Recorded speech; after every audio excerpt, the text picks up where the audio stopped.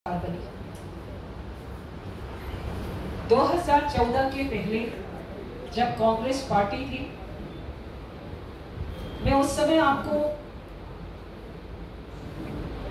याद दिलाना चाहती हूं कि 2014 के पहले देश में एक ऐसे प्रधानमंत्री थे जो केवल संकेतों पर काम करते थे, बहुतायत मौन रहते थे और जब तक ऊपर से उन्हें संकेत नहीं होता था कोई निर्णय वो नहीं करते थे।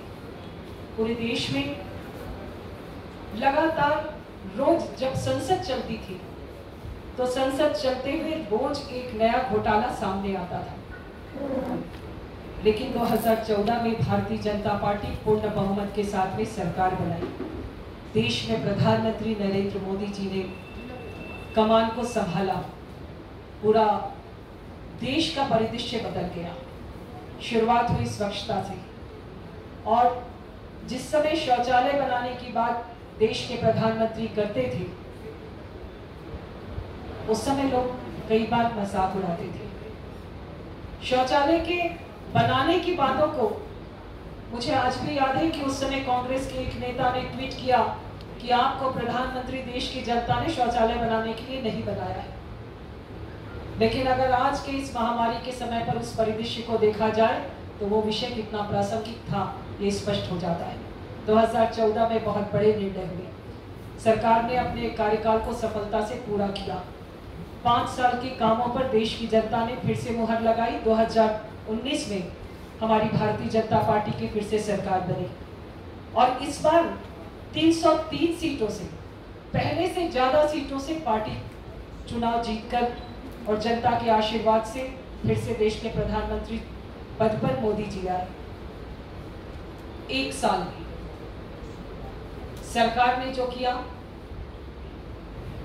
ऐसे निर्णय जो कई वर्षों से लंबित थे, जिन्हें हो जाना चाहिए था, लेकिन कुछ वोटों की राजनीति की भेंट चढ़ गए और कुछ भी करने की मंशा ही नहीं थी, जज्बा ही नहीं था। देश के दोनों सदनों में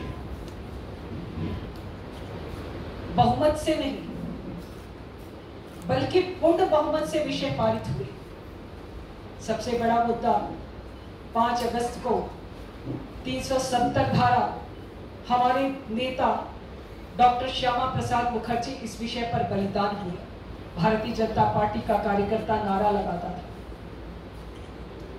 कि जहां बलिदान हुए मुखर्जी, वो कश्मीर हमारा है। मुखर्जी जी ने कश्मीर को भारत का अविभाज्य अंग बनाए रखने के लिए अपना बलिदान दिया। भारतीय जनता पार्टी के तमाम कार्यकर्ताओं के साथ देश के हर नागरिक की आंखों में ये सपना था कि कश्मीर में धारा 370 हटनी चाहिए। इस विषय पर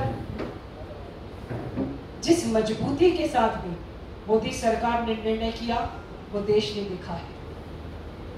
3 तलाक का विषय, 3 तलाक पर हर बार वोट की राजनीति हुई।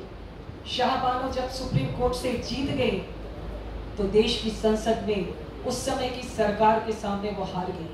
देश की संसद ने उस विषय को संशोधित कर दिया। सुप्रीम कोर्ट के निर्णय को नहीं माना। कारण केवल एक था कि वोट की तुष्टीकरण की राजनीति थी। उस वर्ग से जो वोट मिलने वाला था वो हजारों जो हमारी मुस्लिम बहनें थी उनके दुखों पर भारी पड़ गया। लेकिन देश में हमारी सरकार आने के बाद 3 तलाक के मुद्दे पर यह विषय पारित हुआ। राम मंदिर का मुद्दा बहुत पुराना था। लगातार इन विषयों पर लोग हमसे भी प्रश्न करते थे। यह लंबित मुद्दा जिस जज्बे के साथ पारित हुआ, शायद हम सबको हमारी आस्था जीती है, हम ऐसा विश्वास करते हैं। देश के प्रधानमंत्री जी ने इन बड़े निर्णयों के साथ साथ बहुत से ऐसे निर्णय भी किए जिसमें जनता का हित जुड़ा हुआ है। और जनता के हित के साथ मुझे लगता है, मैं पूरा आपको जो डाटा है मैं विस्तृत भी उसे करा देती हूँ, क्योंकि वो बहुत बड़ा विषय है।